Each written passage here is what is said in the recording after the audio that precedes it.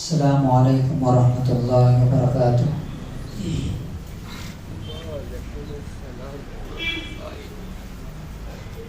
الحمد للہ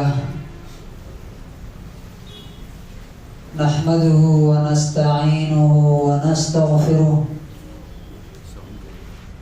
ونؤمن به ونتوکل علیہ ونعوذ باللہ من شرور انفسنا ومن سیئات اعمالنا من يهده الله فلا مضل له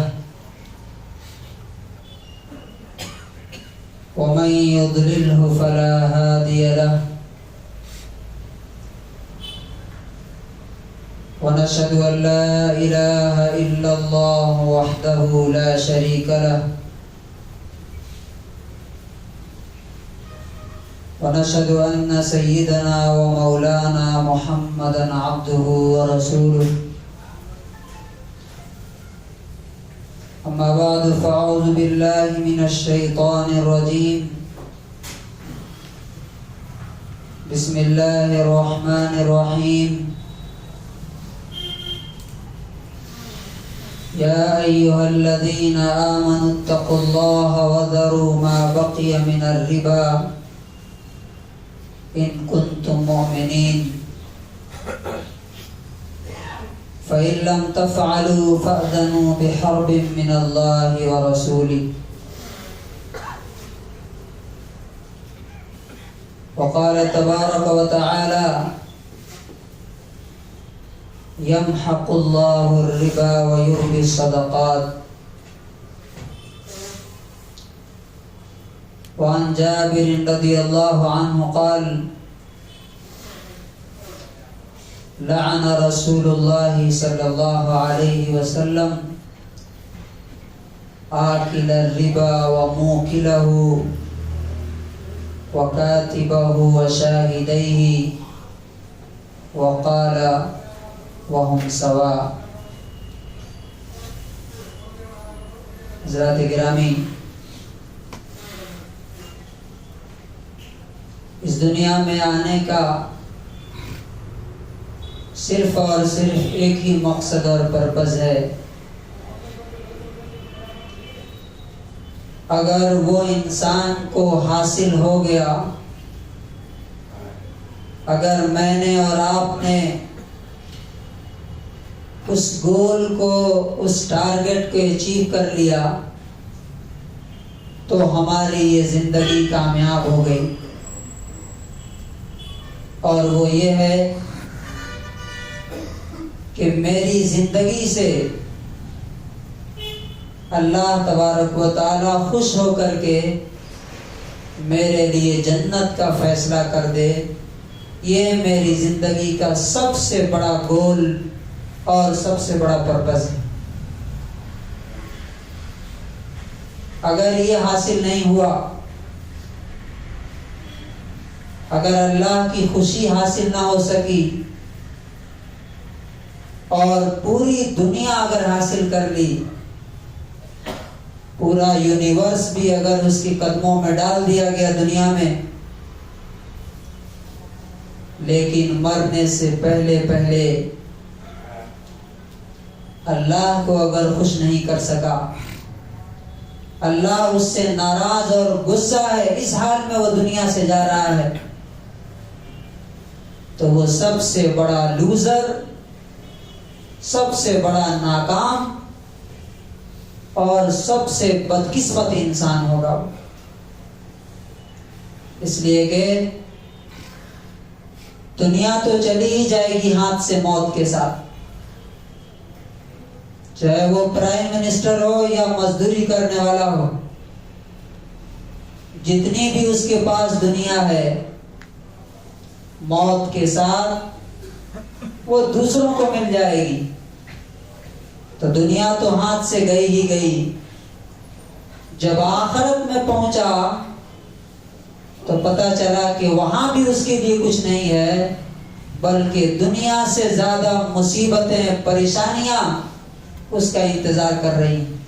تو اسی کو اللہ تعالیٰ کہتا ہے خسرت دنیا والآخرہ، دنیا بھی اس نے برباد کر دی، دنیا بھی اس نے گنوا ڈالی، اور آخرت بھی اس کے ہاتھ سے چلی گئی۔ ذالک هو الخسران المبین، یہ سب سے بڑا لاس ہے، اس سے بڑا نقصان اور کوئی نہیں ہو سکتا۔ یہ جاننے کے بعد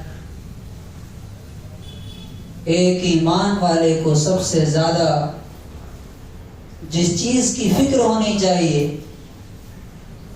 وہ یہ ہے کہ میری ہر چیز سے، دنیا میں جو چیزیں مجھے ملی ہیں اس ہر چیز سے اللہ تعالیٰ خوش ہو، اور اس میں سب سے جو بیس پرائرٹی ہونی چاہیے، جس پر سب سے زیادہ دھیان ہمیں دینا چاہیے، جو پچھلے ہفتے میں نے بتایا کہ آپ کی روزی، آپ کا انکم، آپ کا کھانا پینا اگر درست ہے، جائز ہے، حلال ہے، تو آپ کی تمام عبادتیں قبول ہوں گی، آپ کی روزے، نمازیں، تلاوت یہ ساری قبول ہوگی۔ اور اگر کمائی صحیح نہیں ہے، رزق صحیح نہیں ہے، پروویژن صحیح نہیں ہے، تو کوئی عبادت چاہے وہ دن رات سجدے میں پڑے رہے کوئی، اللہ تبارک و تعالیٰ اس کے منہ پہ مار دے گا، ریجیکٹ کر دے گا، قبول نہیں کرے گا، اگر کمائی حلال نہیں ہے، حرام کی ہے تو۔ اور رسول اللہ صلی اللہ علیہ وسلم نے اس کے بارے میں بالکل کلیئر فرما دیا، ان اللہ طیب، بے شک اللہ تبارک و تعالیٰ پاک ہے، لا يقبل الا طیبا، وہ صرف اور صرف پاک ہی قبول کرتا ہے۔ پاک قبول کرتا ہے کا مطلب جس چیز، جس جسم میں، جس باڈی میں حلال جائے گا، اللہ تبارک و تعالیٰ اسی کی دعا بھی قبول کرے گا، اسی کی عبادتیں بھی قبول کرے گا۔ اور دوسری حدیث میں فرمایا کہ لا يدخل الجنت جسد غزی من حرام، کہ وہ جسم جنت میں جانے کے لائق نہیں ہے، جنت میں وہ جسم نہیں جائے گا جو حرام سے پلا ہو، ناجائز سے پلا ہو، گندے اور ناپاک چیز سے پلا ہو۔ میرے بھائیو، حرام کے بہت سارے درجے ہیں، غلط جتنے بھی ہیں سب غلط ہیں، لیکن اس میں بھی کیٹیگریز ہیں۔ مثال کے طور پہ کسی کی چیز لے لینا بغیر اس کی مرضی کے ناجائز ہے، قبضہ کر لینا، لیکن ایک یتیم کا، اورفن کا، جس کا باپ نہیں ہے، اس کا مال لینا، اس کی کوئی چیز پہ قبضہ کر لینا، نارمل آدمی کے کسی چیز کے لینے سے بہت بڑا حرام، بہت بڑا گناہ ہے۔ اور اللہ تعالیٰ نے اس کے بارے میں فرمایا کہ ان الذین یأکلون اموال الیتامی ظلما، جو لوگ یتیموں کے مال زبردستی لے لیتے ہیں، کھا جاتے ہیں، یأکلون فی بطونہم نارا، وہ اپنے پیٹ میں آگ بھر رہے ہیں، آگ، جہنم کی آگ ہے وہ۔ تو اسی طرح سے حرام بہت سارے ہیں، ان میں کچھ زیادہ سنگین ہے اور کچھ کم ہے۔ ان حرام چیزوں میں سے، حرام رزق میں سے ایک کا آج ہم تذکرہ کریں گے، جس کو ہم سود کہتے ہیں، انٹرسٹ۔ اور آج مسلمانوں میں یہ بیماری اچھے لوگوں میں نمازی ہے، حاجی ہے، عمری ہے، پتہ نہیں کیا کیا ہے، تسبیح ہاتھ میں ہے، لیکن اس کے کاروبار میں سود ہے، اس کے بزنس میں سود ہے، اس کے گھر میں ہے، اس کی گاڑی میں ہے، ہر جگہ سود ہے۔ آئیے دیکھیں کہ سود کیا چیز ہے، کسے کہتے ہیں، انٹرسٹ کسے کہتے ہیں۔ نمبر 2، سود کیوں لیتے ہیں۔ نمبر 3، دنیا میں سود کے کیا نقصانات ہیں اور آخرت میں اس کا وبال کیا ہوگا۔ سب سے پہلے نمبر پہ سود کہتے ہیں آپ اگر کسی فکس اماؤنٹ پہ، فکس فائدہ فکس ٹائم پر دیتے ہیں یا لیتے ہیں تو وہ سود ہے۔ مثال کے طور پہ 1,00,000 روپیہ آپ نے کسی کو دیا اس شرط کے ساتھ کہ ہر مہینے مجھے 10,000 روپے چاہیے، اس پیسے کے بدلے وہ پیسہ وہی رہے گا۔ تو آپ نے اماؤنٹ بھی فکس اماؤنٹ دیا، ٹائم بھی طے کر دیا، اور اس پر جو پروفٹ ہے وہ بھی آپ نے طے کر دیا۔ اس کو کہتے ہیں سود ہے، یہ ہے ربا۔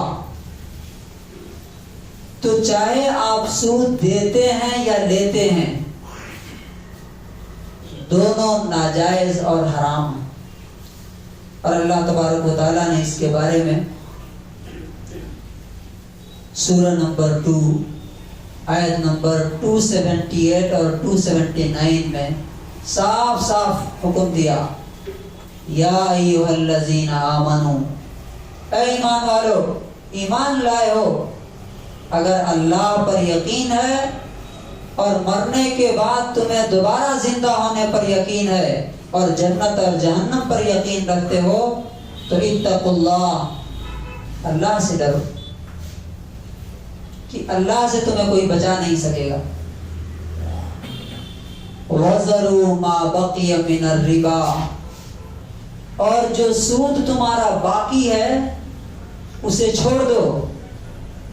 پہلے سے جو لیتے آ رہے تھے تمہیں پتہ نہیں تھا، اب اللہ تعالیٰ کہتا ہے کہ احل اللہ البیع وحرم الربا، اللہ نے کاروبار کو، بزنس کو جائز کیا ہے اور سود کو، انٹرسٹ کو حرام کیا ہے، تو اب اس کو چھوڑ دو۔ اور فرمایا اگر تم نہیں چھوڑتے ہو، فَإِن لَمْ تَفْعَلُوا، اگر تم نے یہ حکم نہیں مانا، فَأْذَنُوا بِحَرْبٍ مِّنَ اللَّهِ وَرَسُولِهِ، تو اللہ اور رسول سے جنگ کا اعلان ہے کہ تم تیار ہو جاؤ کہ اب اللہ تبارک و تعالیٰ تمہارے خلاف میدان میں۔ تو سوچئے کوئی شخص، کوئی کمیونٹی اگر اللہ سے جنگ کرے گی تو کیا وہ جیت پائے گی؟ کیا وہ شخص فائدے میں رہے گا کبھی؟ پتہ نہیں۔ اللہ تبارک و تعالی فرماتا ہے کہ اگر تم سود لیتے ہو تو تمہارا مال اللہ تبارک و تعالی تباہ کر دے گا، نہیں تو اس کی برکت چھین لے گا۔ یمحق اللہ الربا ویربی الصدقات، اللہ تبارک و تعالی سود کو مٹاتا ہے اور صدقہ و خیرات کو بڑھاتا ہے، ترقی دیتا ہے۔ اس کی تفسیر میں مفسرین لکھتے ہیں، حافظ ابن کثیر رحمۃ اللہ علیہ نے لکھا ہے اس کی تفسیر میں کہ زیادہ چانسز یہ ہیں کہ جو مال تم نے سود سے کمایا ہے اور جس مال میں، جائز مال میں ملا دیا ہے، وہ سارا کا سارا اللہ تعالیٰ برباد کر دے، ڈبو دے، کہیں لاس کرا دے، کوئی آفت آ جائے، کوئی مصیبت آ جائے۔ اور اگر یہ نہیں ہوا تو کم سے کم اتنا ہوگا کہ چاہے تم اس سود سے لاکھوں، کروڑوں، ملینز اور بلینز میں کماؤ، لیکن تمہاری ضرورتیں پوری نہیں ہوگی، بلکہ اللہ تبارک و تعالیٰ ہمیشہ کوئی نہ کوئی آفت بھیجتا رہے گا جس سے تمہارے مال کی برکت ختم ہو جائے گی۔ برکت کا مطلب کیا ہوتا ہے؟ ایک آدمی 20,000 کماتا ہے لیکن اطمینان سے اس کی ضرورتیں پوری ہو جاتی ہیں۔ ایک آدمی 1 لاکھ کماتا ہے لیکن قرضوں میں ڈوبا ہوا ہے، وہ مصیبتیں ہیں اس پہ، تو 1 لاکھ بھی اس کے لیے کافی نہیں ہے۔ اسے کہتے ہیں برکت اور اس کو کہتے ہیں لعنت۔ تو پہلا نقصان جو دنیا میں سود کا ہے وہ یہ ہے کہ اللہ تعالیٰ برکت مٹا دیتا ہے، اور برکت مٹانے کا ایک دوسرا مطلب بھی ہے، وہ یہ ہے کہ عام آپ دیکھ لیجیے آنکھ کھول کر کے کہ جو بھی سود کھاتا ہے اس کی اولاد غلط راہ پہ نکل جاتی ہے۔ عیاشی، نشہ اور دوسری تمام طرح کی برائیاں۔ ہم نے اکثر دیکھا ہے کہ جو لوگ ناجائز اور حرام مال سے اپنے بچوں کی پرورش کرتے ہیں وہ عام طور سے گھروں سے بھاگ جاتے ہیں، لڑکیاں بھی بھاگ جاتی ہیں، بچے بھی بھگا ہوگا کے شادی کر لیتے ہیں۔ اور دوسرا جو نقصان ہے وہ یہ ہے کہ وہ اللہ تعالیٰ کی کوئی بات ان کے دماغ میں گھستی نہیں ہے، چونکہ اللہ تعالیٰ ناپاک چیز قبول ہی نہیں کرتا ہے۔ یہ دوسرا نقصان ہے۔ تیسرا جو بہت بڑا نقصان ہے وہ یہ ہے، یہ مسلم کی حدیث ہے، نبی پاک صلی اللہ علیہ وسلم نے فرمایا، حضرت جابر رضی اللہ تعالیٰ عنہ فرماتے ہیں، 1598 نمبر حدیث ہے، 1598 نمبر حدیث ہے مسلم کی، لعن رسول اللہ صلی اللہ علیہ وسلم، اللہ کے رسول نے لعنت فرمائی۔ لعنت مطلب بد دعا دینا۔ سوچئے ایک عام آدمی بد دعا کرتا ہے کسی کے لیے، تو اگر وہ مظلوم ہے تو اس کی بد دعا اللہ تعالیٰ سنتا ہے۔ بد دعا کون کر رہا ہے؟ اللہ کے رسول صلی اللہ علیہ وسلم، جو دنیا میں سب سے اچھے انسان اور اللہ کے سب سے زیادہ محبوب بندے، وہ بد دعا کر رہے ہیں۔ بد دعا کا مطلب کیا ہوتا ہے؟ کہ اس پر کوئی مصیبت آئے، کوئی آفت آئے، کوئی پریشانی آتی رہے، وہ برباد ہو جائے۔ یہ لعنت کا مطلب یہ ہوتا ہے۔ اس کے اپوزٹ ورڈ ہے رحمت۔ رحمت کا مطلب اللہ کی محبت، اللہ کی طرف سے برکت، اللہ کا پیار، یہ ساری چیزیں۔ تو لعنت فرمائی، کس پر لعنت فرمائی؟ ذرا دھیان سے سنیں۔ نمبر 1، آکل الربا، سود اور انٹرسٹ کھانے والے پر، استعمال کرنے میں، لینے والے پر، وَمُوكِلَهُ، اور دینے والے پر بھی۔ بالکل کلیئر ہے۔ آپ دے رہے ہیں تب بھی لعنت ہے، لے رہے ہیں تب بھی لعنت ہے۔ بینک سے لے رہے ہیں تب بھی، کسی انڈیویجول سے لے رہے ہیں تب بھی، دے رہے ہیں تب بھی۔ اب اس میں کوئی حجت اور کوئی تعویل اور کوئی جسٹیفیکیشن نہیں۔ ہاں، ایک کنڈیشن ہے جس میں آدمی اللہ کی حرام چیز کو کھا سکتا ہے، وہ کیا ہے؟ مر رہا ہے اس کے بغیر۔ حلال کا کوئی دروازہ نہیں ہے، حرام ہے، صرف حرام ہی اس کے سامنے ہے۔ اگر وہ مر رہا ہے، اس کی جان جا رہی ہے، تب وہ کھا سکتا ہے، اس کے علاوہ نہیں۔ یہاں پہ کیا ہے؟ گھر بنوانا ہے، میرے پاس تو اتنا پیسہ نہیں، تو کیا کریں گے؟ بینک سے لیں گے سود پر۔ کاروبار کرنا ہے تو بڑا کاروبار ہم کرنا چاہتے ہیں، چھوٹا تو ہمارے شان کے خلاف ہے، تو بڑا کاروبار کے لیے ہمارے پاس پیسے نہیں، تو کیا کریں گے؟ بینک سے سود لیں گے، لون لیں گے سود پر۔ اسی طرح سے گاڑی خریدنی ہے، ہمارے پاس تو اتنے پیسے نہیں ہیں، تو کیا کریں گے؟ بینک سے لیں گے۔ رسول اللہ صلی اللہ علیہ وسلم فرماتے ہیں کہ اگر سود کے پیسے سے تم نے گھر بنایا اس گھر پہ خدا کی لعنت ہوگی ہمیشہ. تم جس گھر میں ہو اس گھر پہ اللہ کی لعنت برس رہی ہے. تم کیسے چین سے رہ سکتے ہو؟ جو گاڑی تم نے لی سود کے پیسے سے اس گاڑی پر اللہ کی لعنت برس رہی ہے, رسول کی لعنت برس رہی ہے. اس گاڑی پہ رہ کے تم خوشحال رہ سکتے ہو؟ جو بزنس تم نے کیا ہے سود کے پیسے سے, حرام کے پیسے سے, اس بزنس پر خدا کی لعنت ہے. اس پہ رحمت کہاں سے آئے گی؟ اور اتنا ہی نہیں, کتنا سنگین بات ہے, کتنی بڑی بات ہے یہ کہ آپ نے فرمایا کہ صرف کھانے اور کھلانے والے پہ نہیں, دینے اور لینے والے پہ ہی صرف نہیں, وَكَاتِبَهُ جو اس سود کا ڈاکومنٹس لکھ رہا ہے, تیار کر رہا ہے, اس پر بھی لعنت ہے.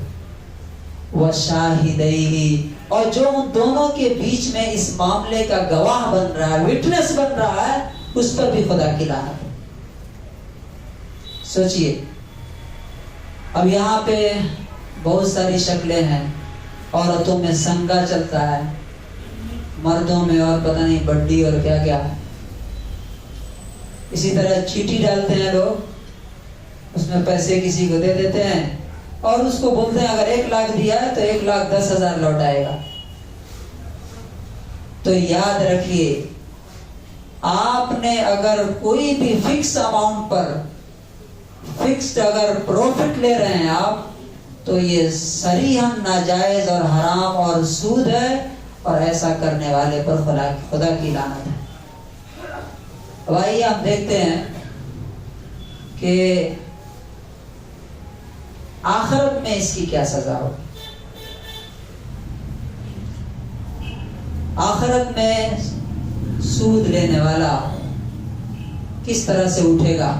اللہ تعالیٰ کہتا ہے الذین یأکلون الربا لا یقومون الا کما یقوم الذی یتخبطہ الشیطان من المس. سود لینے والا اپنے قبر سے جب اٹھے گا قیامت کے دن تو ایسا ہوگا جیسے پاگل دیوانہ, ادھر گرے گا ادھر گرے گا, ادھر اٹھے گا ادھر گرے گا, ایسا. اور یہ کیوں ایسا؟ کہ وہ کہتا تھا انما البیع مثل الربا, کہ بزنس بھی تو سود ہی کی طرح. حالانکہ اللہ تعالیٰ کہتا ہے کہ اللہ نے بزنس کو جائز کیا ہے, سود کو حرام کیا ہے. اب آخرت میں اس کا دوسرا نقصان جو ہوگا وہ کیا ہے؟ بخاری کی 2085 نمبر حدیث ہے 2085. نبی صلی اللہ علیہ وسلم فرماتے ہیں رأیت اللیلۃ الرجلین, رات میں نے خواب دیکھا, اور نبیوں کا خواب سچا ہوتا ہے. میرے پاس 2 لوگ آئے, فاخرجانی الی ارض مقدسۃ, مجھے پاک زمین کی طرف لے گئے. فانطلقنا, پھر ہم آگے چلتے رہے. فرأینا رجلا فی نہر من دم, تو ہم نے ایک شخص کو دیکھا کہ خون کی ایک ندی ہے, خون کی ندی, بلڈ کی ایک ندی ہے, اور اس میں ایک شخص کھڑا ہے,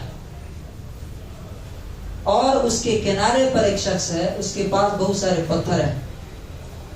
جب وہ شخص اس خون کی ندی سے نکلنا چاہتا ہے تو یہ جو کنارے پر جو شخص ہے وہ پتھر اٹھاتا ہے, فرما فی فیہ بحجر, اور وہ پتھر اٹھا کر کے اس کے منہ پہ مارتا ہے, تو وہ شخص پھر اس کے بیچ میں چلا جاتا ہے.